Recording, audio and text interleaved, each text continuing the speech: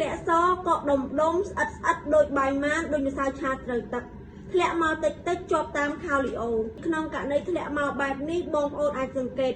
មើលបានទៅលើខោក្នុងរបស់បងប្អូនគឺវាចាប់ផ្ដើមមានការពុកផុយ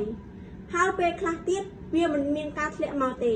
តែវាបែរជាមានការកក់ក្ដាំងនៅផ្នែកខាងក្នុងនៃទ្វារមាសរបស់បងប្អូនវាអាចមានលីឡំ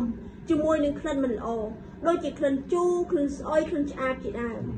ហើយក្រៅពីបញ្ហានេះវាអាចមានការរមាស់ក្តៅកាហាយស្ងួតក្នុងករណីបងប្អូនមានដៃគូនឹងពិបាកនៅក្នុងការរស់នៅមួយដៃគូដោយសារតែមានការឈឺចុកចាប់ក្តៅកាហាយផ្សាបាត់បង់ចំណងអារម្មណ៍បងប្អូនស្ត្រីតែមានបញ្ហាបែបនេះបងហាញថាបងប្អូនកំពុងតែមានបញ្ហាពពុះមេរោគផ្សិតគឺវាមានផលប៉ះពាល់ច្រើនមែនទែនចំពោះចំណុចទី1គឺប៉ះពាល់ទៅលើមាត់ស្បូនរបស់ស្ត្រីគឺមាត់ស្បូនចាប់ផ្ដើមមានការរលាកចំពោះចំណុចទី2គឺទៅលើទ្វារមាសគឺចាប់ផ្ដើមធ្វើឲ្យទ្វារមាសបងប្អូនមានការក្តៅកាហាយផ្សាចាប់ផ្ដើមមានការរលាកហើយវាអាចមានការហើមឬមួយក៏ពើងបែក